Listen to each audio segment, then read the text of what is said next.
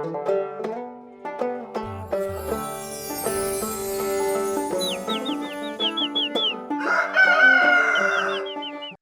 right. We're recording. We're live right now. Well, so we're recording. And so this is Harvey Hubbell Show and Tell. And Leslie, who are you and what do you do? Well, I'm Leslie Zoroya. I am a project director for Reading Language Arts at Los Angeles County Office of Education. And I just saw you a couple days ago at the screening. You were in audience number 1 of our film, Hopeville. So first tell us, did you like the film? What is your thoughts? Oh my God, I absolutely loved the film. I thought it was amazing. There were so many things that I loved about it. One of them, I think everyone should see it because it's funny. It's engaging, it's heartfelt, and it still manages to clearly delineate the issues with reading instruction in the country. And I love that you told it through your own story, because that was not just, I don't know, I just thought it was brilliant because it gave the problem both a name and a face, not just statistics and numbers around how many kids aren't proficient, but it was relatable. And it laid out, even for non-educators, how the problem is super solvable. So I loved everything about it. I thought it was great. Thank you so much. And we were so honored to have you on the panel, and you brought your honor guard, and I did. You did. I mean, I brought a whole posse. You brought a whole posse, and I love that. That was really great. So who should see? I just want to ask you one more thing about the film, and then it'll be enough about me. Then we're going to talk about it. So, who should see this film? I mean, you talked about everybody, but I mean, if in a practicality, who should those everybody's be, and why? Well, absolutely every level of the education system, starting from state administrators in the education system. So I would say, state superintendents of instruction and board members and policymakers need to see this film. They need to understand the issue. And the other thing is, people need to care about this issue. The fact that 65% of our kids across the nation don't read proficiently, we kind of shrug our shoulders. It really hasn't been an issue on fire. And so I think what your film does is it helps us create that fire in a way that is palatable. So those are the first few people I think should see it. I also think that the school administrators, site principals should see it. Instructional coaches should see it. Every level of the educational community should see it, and parents, because parents can be big advocates for what's going on in schools. When parents start squawking, administrators listen. And so I think that's why I said everybody should see it. Everybody needs to see this film. It's so easily relatable. You can understand the issue and you know what to do about it when you leave. And I think that's something that you don't leave going, oh, well, gosh, that's too bad. Kids don't read. I left feeling like, first of all, I know that what we're doing is on the money. And it fired me up to go, this is a solvable problem. How can I work harder to make sure that we solve this? So, and I think everyone felt that way. People left very uplifted. It wasn't a big fat Debbie Downer. I love that. Well, there's enough downers in this world. And it's not really a fun thing that we have so much illiteracy, and people don't even know what the reading wars are. But, so we had a call to action. You did. What I liked, what you said, was everybody in their own lanes. I mean, a parent has one thing that they can do. A teacher has another thing they can do. A principal and school superintendent, and all the way up to the elected officials. If they work in their lanes, they have to look at it and say, okay, what can I do to fix this problem? And it's like, the famous Kennedy expression: "Ask not what my country can do for me, but what can I do for my country?" And what can I do for my society? What can I help a kid learn to read? I mean, come on, that's all we're trying to do, right? Yeah, it doesn't seem like it. As Louisa Moat says, reading is not rocket science, and yet it is. Right. And it's been very difficult to get quality reading instruction in place. I will tell you that today I was training this morning before we hopped on this call together. And I was training actually secondary teachers in the science of reading research and what you can do to help fill in the gaps for kids that went through and have reading deficits. And one of the things that we were talking about was the fact that, this is not just K-2 teachers' issue. Everybody has a role in this. It's a systemic problem. That's why I brought up the issue of lanes at the discussion at the screening, because everybody has something that they can do to address this problem. So policymakers can address it from a policy standpoint. In California here, we've had a real struggle trying to make the shift from balanced literacy to structured literacy. It's been a groundswell. It's been a grassroots approach. We have not had any mandates from the state or anything like that. And it's really come out of a desire to raise reading achievement. And looking back historically, 30 years, our scores have not changed a bit. They've gone down since the pandemic. And so thinking about that, like what lane can you work in depending on where you're at? So policymakers can do some policy. We have a new dyslexia screener that we're doing in California, which we're really excited about. That's going to be mandated. At school administrators, board members. So we have an organization called the California Reading Coalition, and I think it's linked in your toolkit, which is awesome. And that was started by a board member. He's a businessman. He's not an educator. Todd Collins, if you don't know who he is, he's awesome. We were just talking about him today. Okay, I love Todd Collins. Yeah, just like Claude. These are my village. And it takes a village to do this work. This work is not the role of just K-2 teachers. It's everybody's job. I can't emphasize that enough. So people like Todd Collins, who was a board member in a very affluent district in Northern California, and he looked at their data and said, why is it that some kids are reading well and other kids are not? What are we doing? That opened a whole Pandora's box in his district and made him start this organization called the California Reading Coalition. So people out there who think, oh, what can I possibly do? Here's a guy who showed you exactly what a community member can do. So that was amazing.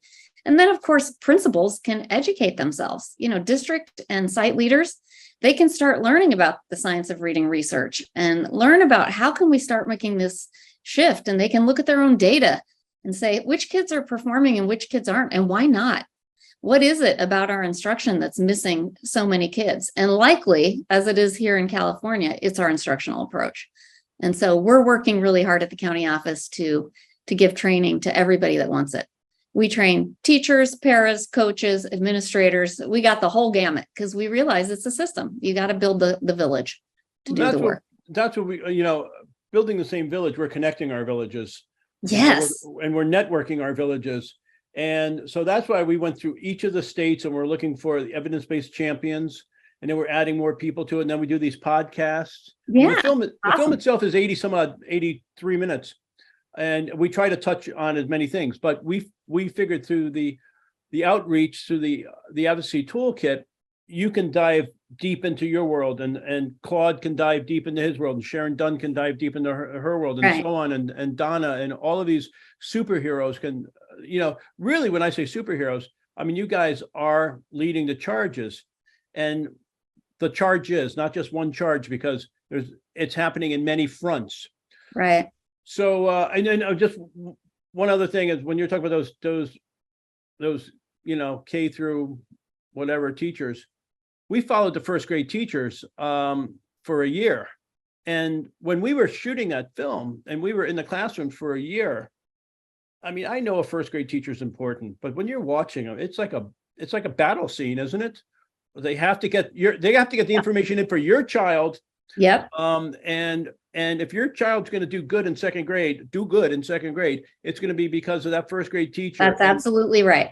And the alliance between the community, the family, the school systems, the policy, and it's all together.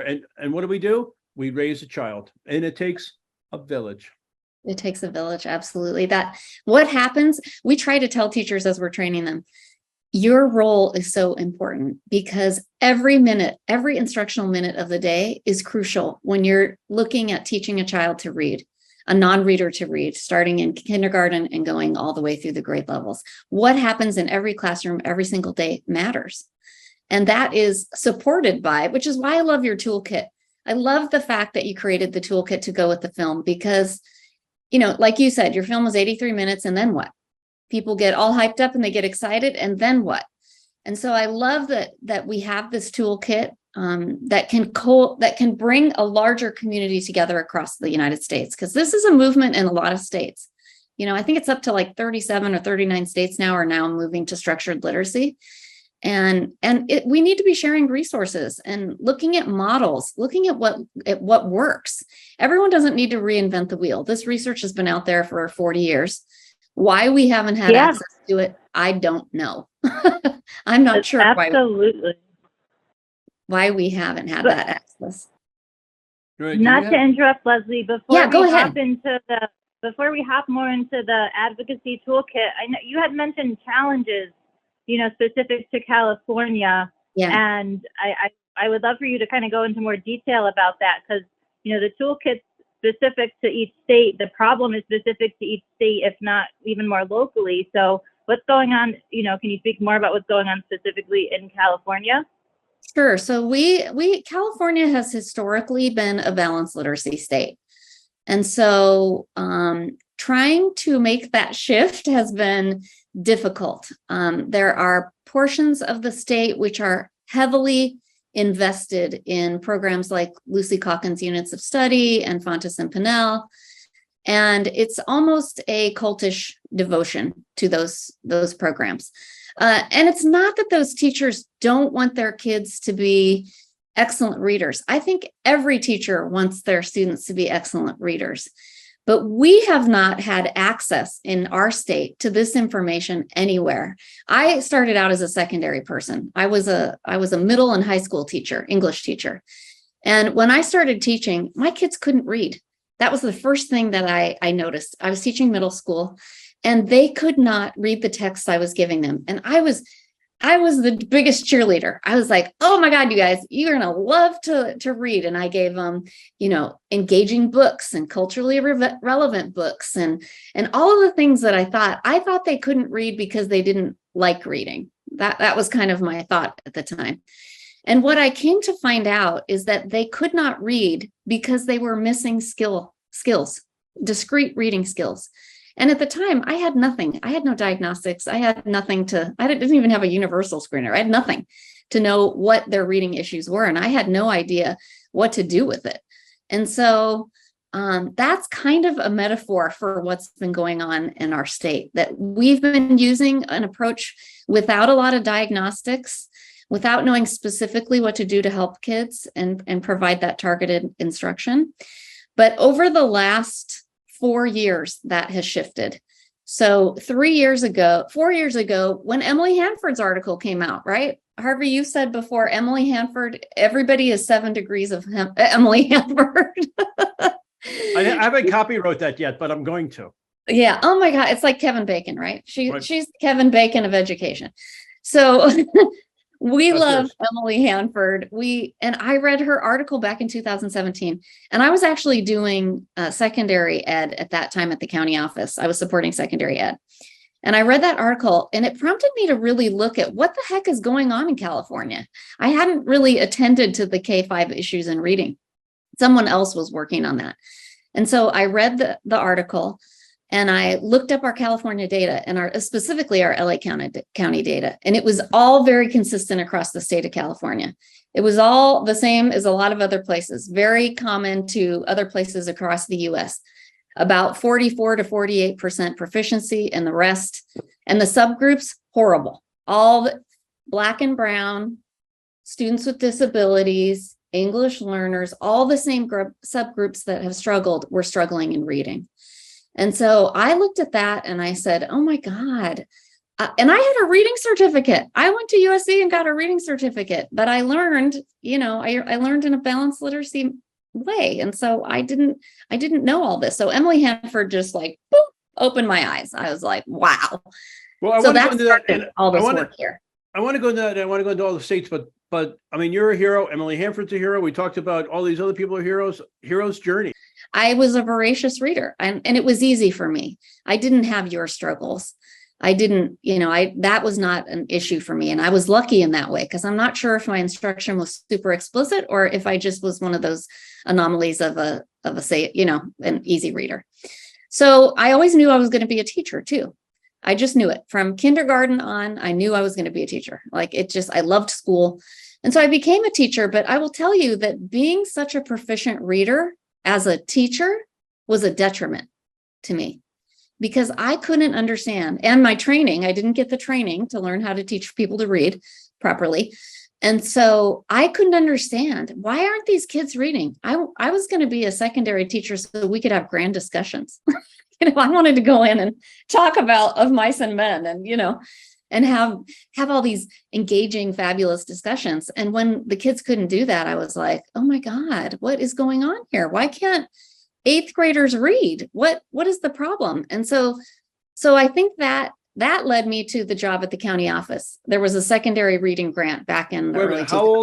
how old were you at this time? And so you're out of college, you're a teacher, you've been teaching 2 years, 4 Yeah, I was in years? my 20s, early 20s. Yeah, I was teaching middle school and I didn't know what I was doing. And I said to my principal one day, look, these kids can't read. So can I teach them reading? Is there a spot in the day that you could give me a reading elective so I could teach some kids to read? Well, I harangued him for like 4 years before one of the elective teachers retired. And so he finally gave me a spot in the elective wheel. But here's the thing, Harvey, I didn't know what I was doing. It was teaching reading by the seat of my pants. And these were older kids. And so I thought if I loved them enough, if I was passionate enough, if I was dedicated enough, if I read with them, if I read aloud to them, if I helped them with the reading, they would become better readers. Those things didn't work. So no shocker, they did not get better at reading. They may have enjoyed it because I was passionate about it, but I don't think that any of them got to be better readers. And for that, this work propels me even more because I look back on that and think I did not serve those kids well. And everything I do today in my work at the county office is to make up for that, honestly. To kind of come to terms with that and make sure that no kid in my watch leaves school unable to read proficiently. It's just not okay. Thank you. That's important. And I think. But what propelled me honestly into this work that I'm doing today is the work. I went to the county on a reading grant. It was a secondary reading grant, and we were looking at issues in secondary kids, so grades 6 through 12. And so we started really delving into the research, and that was the beginning of this. That was the very beginning at looking at how do kids really learn how to read. And then fast forward a few years to when I got Emily Hanford's 2017 article, Hard Words, and read that. I then took over this unit and hired a bunch of people, and we created a training program to train teachers in the science of reading and structured literacy. Because a lot of times the role of a county office in California is to provide support. So, and instructional support. So we have different units at the county office. My unit is the Reading Language Arts unit. And so our task is to provide support to 81 school districts in LA County, 1.3 million students. Yeah, it's no easy task. And I was doing it by myself for a while. But in order to make this switch from balanced literacy to structured literacy, I knew I needed a team. And so I got a team together. We wrote this training that we've been doing called Getting Reading Right. And then we used that training to apply for a $5 million grant from the state. The state, at the same time we were just finishing building our training and piloting it, this grant opportunity came out. And so this is what has propelled us. Getting that grant, we won the grant. The grant was asking for programs that build teacher knowledge in Tier 1 literacy instruction. We had just done it. I mean, it was like the stars aligned. And this is the through thread that I'm talking about. Every step of my career so far has been a through line of reading, starting from when I was 5 years old and watching my mom read books. And so this opportunity to have this grant fell into our laps at a time when the state was really looking at how are we going to fix this reading issue. And they were doing things like, let's give more access to books. Let's give online programs that kids can access. Let's put a lot of money into it.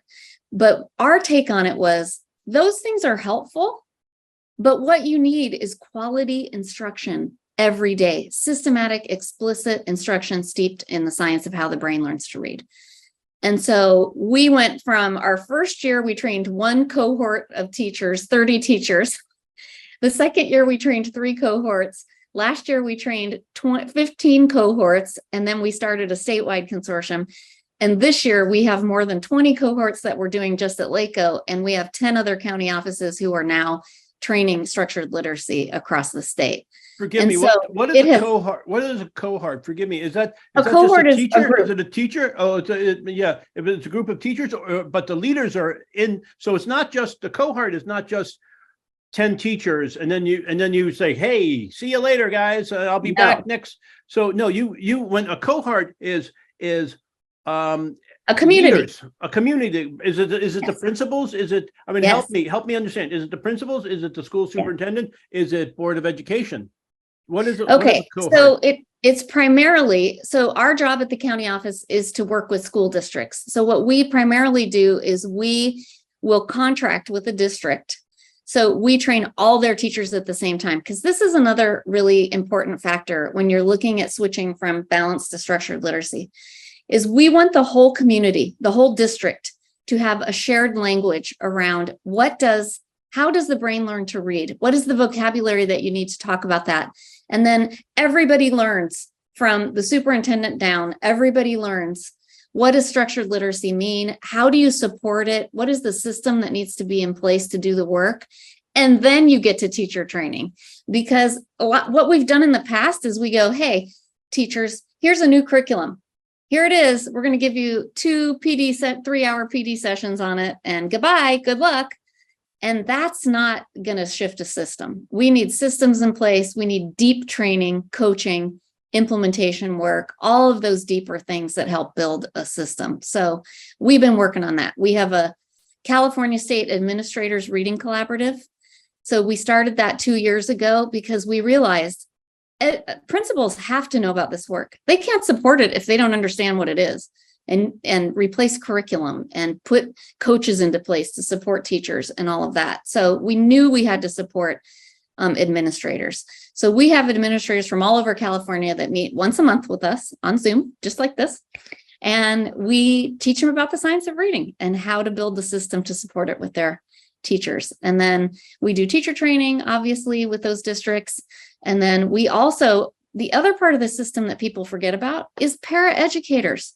So these are our instructional aides who support, the littles, our K2 classrooms, where almost every K2 classroom in California has somebody who comes in and supports. And so we thought, oh my gosh, we can't have these paras out here not knowing what to do. So we have a separate training for them where they can learn what their teachers learned. And we gear it towards how can you support the teacher in the classroom, and why are they doing it that way? And what does the research tell us, and all of that, so that they're not doing something in a small group that's contrary to what the teacher's wanting them to do. So Leslie, is this what you mean, Leslie, when you're saying working in your lanes? Yes. So I'm a mom, I'm a dad. Yeah. And maybe mom goes back to work, maybe dad goes back to work. I don't know. But you got this kid, all of a sudden I'm not the same person I was before I didn't have this kid. And I don't want my kids going to school, and boy, I'd like to do better. So I want to learn what Leslie and the superheroes, the evidence-based champions, right? You're an evidence-based champion, and your buddies, all your people from your 81 schools are evidence-based champions now, right? Yeah, they're working on it. And you're making these what do you call them? Paraprofessional. So they're paraprofessional trainings for them. And we are starting to do more with families now, because that's the other lane of this that is harder to get access to this information. So during COVID, the curtain got pushed back a little bit, right? Because parents were seeing into classrooms on Zoom, and teachers were seeing into homes on Zoom. And so there was this interesting little pullback of the curtain of what really happens at home and at school for both of these entities. And one of the things that we learned is that, I think that teachers learned especially, is that a lot of parents, they are eager to help. They don't know what to do. They don't know what to do to be helpful other than read to their kid. And so we're working with a group called Families in Schools. It's here in LA. And we're trying to get, and we're having our literacy coaches build little modules, little 5-minute things they can send home on a cell phone that somebody can watch on their cell phone that says, here's a strategy you can do with your kid to reinforce phonemic awareness or listening to sounds and letters. Here's a game you can play.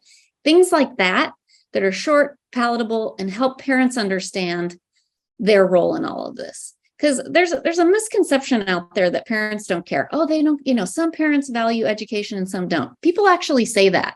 And I'm like, no, every parent values. They wouldn't send their kid if they didn't value it. Every parent wants their kid to be a proficient reader, to do well in school. That's a non-negotiable. What, in terms of what they can actually do to help manifest that at home, that's where the variable is, because we may or may not have helped them know what to do. So I think that's on us. It's on us to try and help parents understand that. So that's the family and community involvement. So we talked about the family. So the community is the cohort. It's the whole school. It's everybody getting together. How has that changed things? I mean, have you noticed? I get to ask the dumb questions. So how do you know it's working, Leslie? You're making this up. You're just making this up. No, I'm not making it up. I'm so thankful that I'm not making it up. And this is one of the reasons that I love talking about this so much, is because I'm not making it up. So through this grant program, we got this $5 million grant. And the point of it was to pilot what we're doing so that we could see, is it replicable in other places and sustainable? And so what we have discovered is, yes, it is both of those things. And so we are seeing now that the work is really making a difference. So our pilot district, we chose a pilot district out in, it's called Lancaster School District. And it's in the high desert, about 70 miles east of north of LA. And it's high poverty, high foster youth, a lot of Black and brown kids, and their reading scores were in the toilet. And I'm not saying anything that they haven't publicly admitted. So I'm not airing their dirty laundry. They don't care because they were not proud of those scores. But here's the good news. Those scores are going up, up, up. We are 2 years into our project with them, and already their scores are going up. And the teachers are so excited. The community is excited. We did a community project. So here's an example of it in 81 school district, because I don't have enough staff, but we work towards that. So we do the training for the school districts, and we do the support. We do a lot of coaching support and follow-up support. And then we developed a year 2 of our training, because once we got everybody kind of on the same page with understanding the science of reading research and how to run a structured literacy program, we then had to help them set up all the systems around it. And so we do a year 2 where schools in the district, so for example, we have a district called Los Nietos School District. It's small, it's only 4 schools. So the first year we trained everybody in the science of reading. And then the second year, we had them come, and site literacy leadership teams were created. And so we met with just those team members. So not everybody again. Year 2, we just met with them once a month on Zoom for an hour and a half. And we met with those site literacy leadership teams, principals, coaches, grade level representatives. And we talked about how the implementation of structured literacy is going. And we looked at all the discrete skills. How are your teachers doing with the skills? How are you supporting them? What curriculum are you using? What assessments? And we built that system around it. So that's how we do the second layer of work, is we offer that year 2 Site Literacy Leadership Academy. Because I'm trying to replicate you. And, yes. So there's a community. There's community and community involvement. This is all systematic reform. This is how you change things. You have to show. And yeah, I love what you're saying. It's like, it takes a village, and this is how you do it. It does take a village, and everybody has their place in the village. And it's not, it's the old adage, one person can't do everything, but they can do something. And so that's what we were trying to get at with our work, is that we can all do something. And what I can do as a county office person is I can create this training program, and I can provide support to teachers and principals and coaches and all of those things. That's my lane. I can't make policy because that's not my lane, but a policymaker can learn about this and go, hey, we need some policy to support this work. And so that's why you partner with your village, because somebody in the village is going to be a policymaker, and they're going to go, you know what? Let's fix this. Let's change it. And so what I think your film does is, I think your film takes it to that level. Your film takes it to the policymaker, to the layperson, to the parent, and to people who don't know about this reading war issue, which there's still a lot of people. Like when people ask me what I do, I'm like, well, I'm retraining teachers in how to teach reading. And they're like, well, don't they already know how to teach reading? Like, what have they been doing for 30 years? And I'm like, well, they do, but not for every kid, not in a way that meets the need of every kid. And so that's what we're trying to get at. And no, and I appreciate that, because that's why, we had to have the call to action at the end of the film, because you see the film, it's like, okay, it's an overview. I got it. But then you get to visit with the actual evidence-based champions, and you hear it. So a lot of people, Board of Education people who should know, something with the town or the community, but they were told by the last Board of Education person, by Fonsis and Purnell, don't worry, it'll work. That's what we've always been doing. Oh, yeah. Or, well, that's how things kind of happen. And people don't want to admit. I mean, if you're a lifelong learner, guys like you and I know, like, hey, I tripped, I fell, I stumbled, I learned, I'm going to tie my shoes next time. That's a lifelong learner in my book. So I think it's school superintendents, principals, teachers. Well, what you're getting at is that it's also political. So yeah, you've spent money on a lot of money on these curricular programs, and you spent a lot of money training teachers on them. And now here are some people coming along saying, hey, that's not working for every kid. And even though that's the truth, there's an element of bravery to this. And I go back to what I talked to my teachers about this morning when we were training our secondary folks. You have to be brave to do this work. You have to do it differently. You have to be able to own up and say, what we're doing isn't working for every kid. And so what can we do better? And so I can see why some district leaders go, no, we're not going to admit that, because then we'll admit that we spent all this money and it didn't work. Well, you know what? That's a lesson we need to learn as a country. We need to learn how to go, you know what? I have new information, and now I'm going to change course because of that. And it's okay to change your mind, and it's okay to have something not work and go, okay, let's do a different approach. And that's been a really tough part of our both our educational history and our societal history, especially in the last few years. It's been really tough for people to see, what is true, first of all, what is real, what is true, what is science. And I know for a fact that the science of reading it's the way to go. It's the way that gets at more kids. Are there kids who will learn to read without it? Yes. Will every kid learn to read without it? No. And our data bears that out. Well, we're going to get to that in a minute. So, I mean, I like what you're saying, bro, that it's working is because we look at the mastery tests. Yes.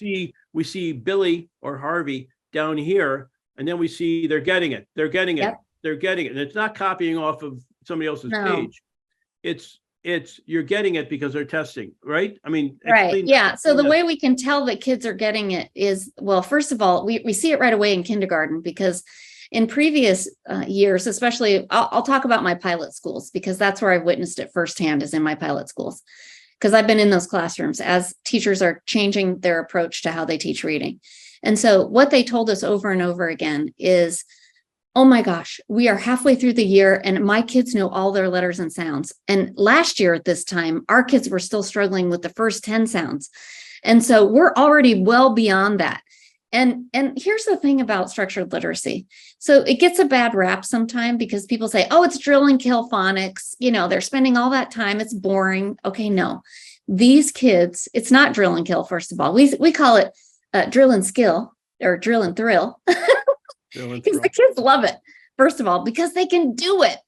And it's multimodal. Kids are using all different kinds of, hand motions and doing all these to learn sounds and letters, and then to learn patterns and to put those patterns together to form words.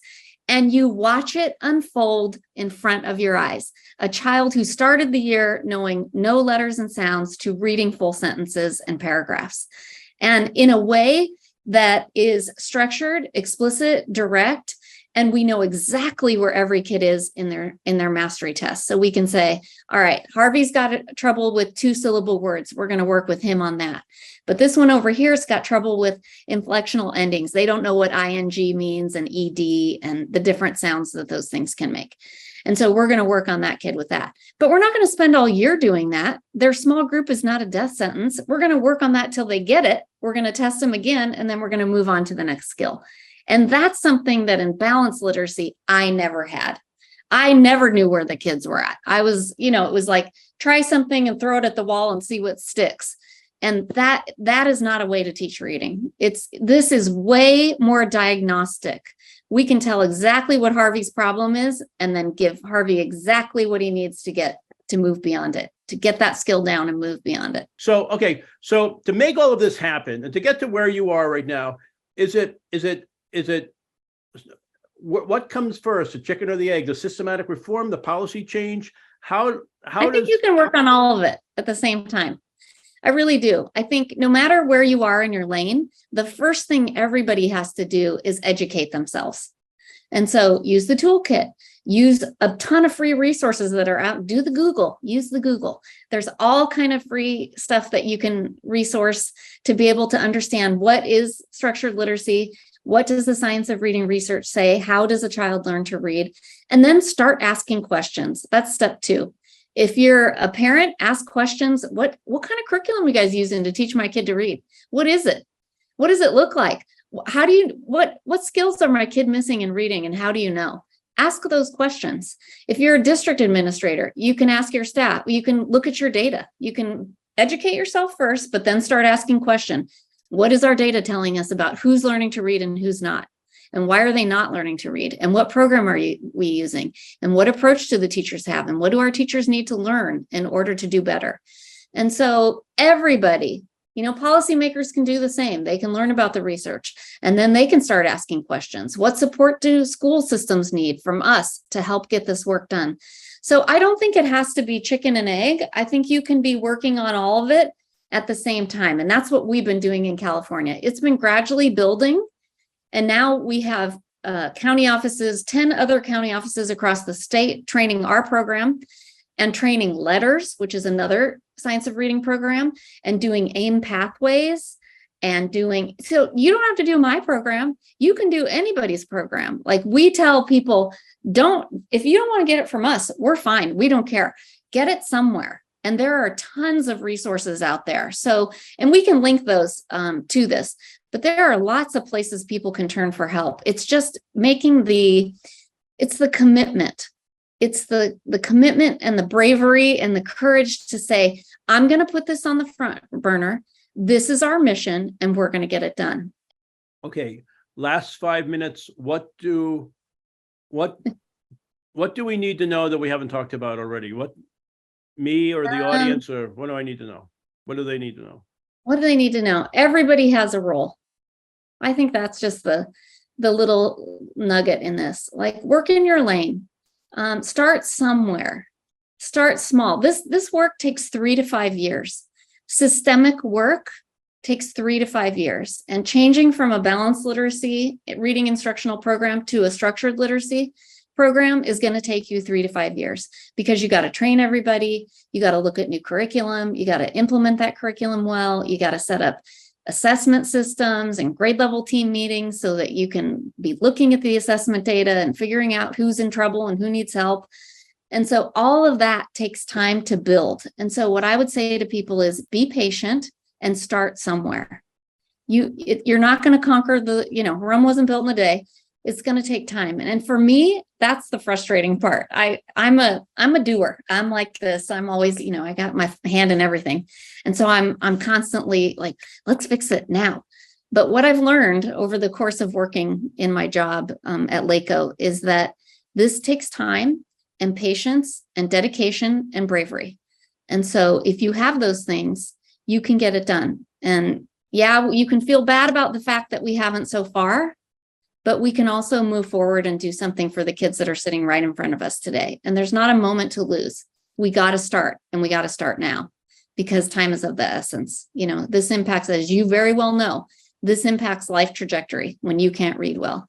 And so it's dire. So that's what I would say. Our time, and I hope we talk again. And I can't wait to come back to California. I can't wait for you to come back. I'm going to come back to California, and I'm going to see you in Syracuse. Yes, I'll see you at the Reading League conference for sure. And you're gonna watch our film again for the second Oh time? my God, I can't wait to see it again. I already want to see it again because the first time, when you watch a movie the first time, it's kind of big picture. I always want to see it again so that I can look at for the details. Like, what did I miss? What are the nuggets? Plus, I didn't have a piece of paper when I watched it, and there were like 3 or 4 little nuggets that I was like, oh, I need to remember that. And because I'm old, I forgot. So I'm dying to see it again. So whenever you're ready, let me know. We'll do it. I'm bringing you a notebook and a pen in Syracuse Right? when you watch it. Right. All right, my friend. Thank you so much Okay. for making time with us today. And Happy to do it. thank you for all the hard work you're doing, all the lives you're changing, and all the people you're making a difference in their life. The Well, ripples thank in the you for pond. being part of my village, because you're part of our village, and I appreciate that. I appreciate the work that you're doing to make this issue known out in the world and to provide those advocacy toolkit resources for folks. So thank you. You're a big part of this work equally. Thank you, my friend. Much love. All right. We'll talk soon. Okay. Bye-bye. Sounds You good. all come back now, you hear?